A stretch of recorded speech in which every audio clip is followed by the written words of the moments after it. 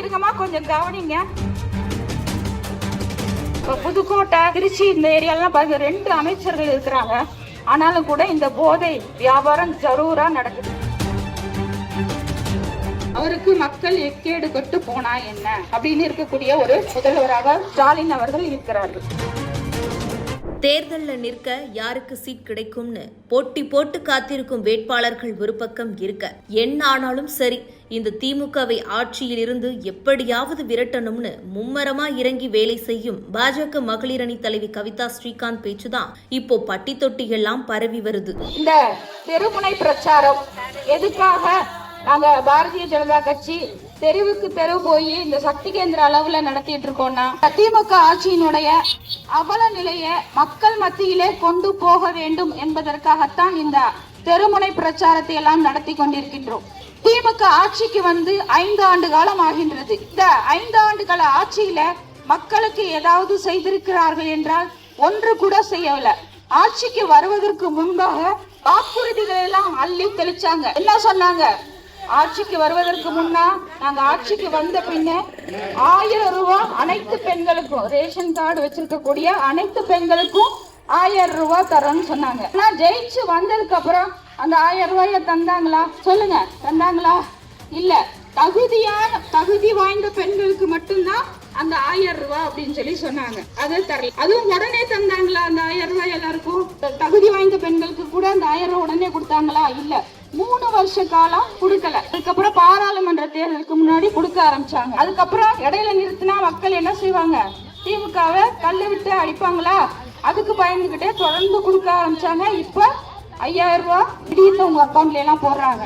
எதுக்கு போடுறாங்க? ஒரு பயம். தேசிய ஜனநாயக கூட்டணியோட பலத்தை பார்த்து பயந்து இந்த 5000 ரூபாய கொண்டு வந்து சேர்த்திருக்காங்க.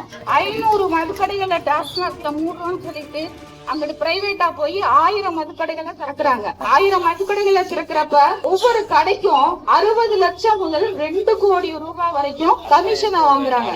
இந்த டாஸ்மாக் கடையில பிரைவேட்டா திறந்ததுல மட்டும் கிட்டத்தட்ட 1500 கோடி சம்பாதிச்சிருக்காங்க திமுக அரசாங்கம். பாத்துக்கலாம். பால் விலையை குறைக்கிறேன்னு சொன்னாங்க, மின் கட்டணம் குறைக்கிறேன்னு சொன்னாங்க, டீசல் விலையை குறைக்கிறேன்னு சொன்னாங்க, கல்வி கட்டணம் ரத்துன்னு சொன்னாங்க, நகை கடன் ரத்து சொன்னாங்க. சொன்ன வாக்குறுதிகளை ஏதாவது நிறைவேற்றினாங்களா? கிடையாது. தமிழகத்துல பெண்கள் பாதுகாப்பு எடுத்துங்க. இன்னைக்கு பெண்கள் வீட்டை விட்டு வெளியில நிம்மதியா போயிட்டு வெளியில திரும்ப முடியல. அந்த அளவுக்கு சட்டம் ஒழுங்கு சீர்குலைச்சு சந்தி சிரிக்குது. ஒரு பெண் நிம்மதியா வீட்டை விட்டு வெளியில போக முடியல.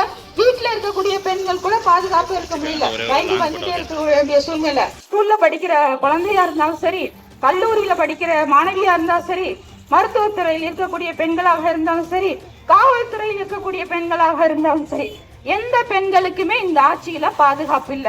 7 வயது குழந்தை முதல் 70 வயது பாட்டி வரைக்கும் ஆட்சியில பெண்களுக்கு பாதுகாப்பு என்பதே இல்ல. அந்த அளவுக்கு சட்டம் ஒழுங்கு சீர்கெட்டு போயிருக்கு. இதெல்லாம் அடிப்படை காரணம் என்னன்னு பாத்தீங்கன்னா, இந்த போதை கலாச்சாரம். போதை பொருட்களை பயன்படுறதுனால பெண்களுக்கு மீதான பாலியல் குற்றங்கள் அதிகமாயிட்டே.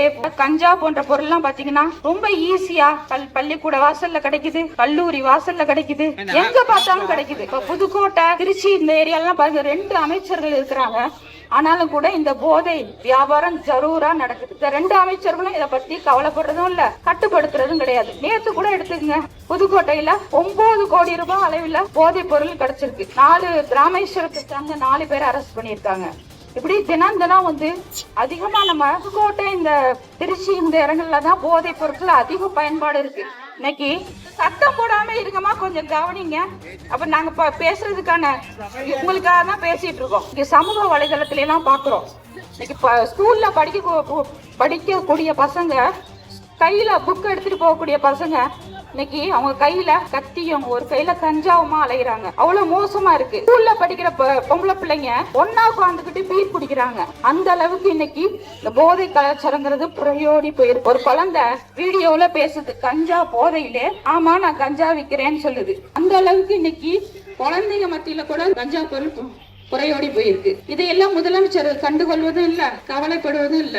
அவருக்கு மக்கள் எக்கேடு கொட்டு போனா என்ன அப்படின்னு இருக்கக்கூடிய ஒரு முதல்வராக ஸ்டாலின் அவர்கள் இருக்கிறார்கள். அவர்களுக்கு மக்களை பத்தி கவலையே கிடையாது. மோசமான ஆட்சியை இந்த திமுகவோட ஸ்டாலின் அவர்கள் கொடுத்து கொண்டிருக்கிறார். நம்முடைய பாரத பிரதமரோட ஆட்சியை கிண்டல் பண்றாரு ஸ்டாலின் அவர்கள்.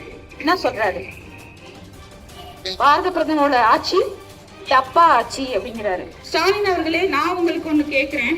எங்களுடைய பாரத பிரதமரோட ஆட்சி தப்பா ஆட்சினா உங்களுடைய ஆட்சி என்ன ட்ரோப்பா ஆட்சியா? சொல்லுங்க, உங்களுடைய ஆட்சி என்ன ட்ரோப்பா ஆட்சியா? தமிழக முதலமைச்சர் ஸ்டாலின் அவர்களுக்கு ஒன்று சொல்லிக்கொள்ள கடமைப்படுகிறேன். எங்களுடைய பாரத பிரதமர் நரேந்திர மோடியோட ஆட்சி தப்பா ஆட்சி அல்ல, டாப் ஆட்சி என்பதை சொல்லிக்கொள்ள கடமைப்பட்டிருக்கிறேன்.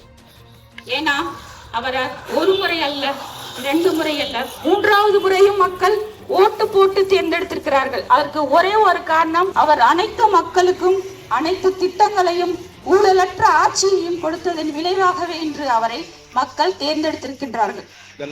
பாரத பிரதமர் நரேந்திர மோடி பெண்களுக்கு எவ்வளவு தூரம் முக்கியத்துவம் கொடுக்கிறான்னு பாருங்க. பெண்கள் பெயர்ல ஒரு நாடு நல்லா இருக்கணும், நாடு உயரணும்னா பெண்கள் முதல்ல முன்னேறணும், பெண்கள் நல்லா இருக்கணும், அப்பதான் நாடு நல்லா இருக்கும் அப்படிங்கிற ஒரே நோக்கத்தோட செயல்படக்கூடிய ஒரு பிரதமராக நம்முடைய பாரத பிரதமர் இருக்கிறார். அதனாலதான் பெண்கள் பெயர்ல வீடு, பெண்கள் பெயர்ல அனைவருக்கும் வீடு திட்டத்துல வீடு கொடுக்கிறார். இன்னைக்கு கூட நான் காலையில நேரடி ஊராட்சியில நான் பிரச்சாரத்துக்கு போயிருந்தேன். அப்ப அந்த முன்னாள் ஊராட்சி ஒன்றிய தலைவர் சொன்னாரு, பிரதமரோட வீடு திட்டத்துல நான் 100 வீடுகள் இங்க வாங்கி கொடுத்திருக்கேன் அப்படின்னு சொன்னாரு. இந்த அளவுக்கு இன்னைக்கு பிரதமர் பெண்களுக்காகவே வீடு கொடுத்துட்டு இருக்காரு. வீட்டை விட்டு வெளியே போடின்னு பெண்களை பார்த்து எந்த ஆணும் சொல்லிடக்கூடாதுன்னு தான் பெண்கள் பெயரில் வீடு கொடுத்தாரு பிரதமர்.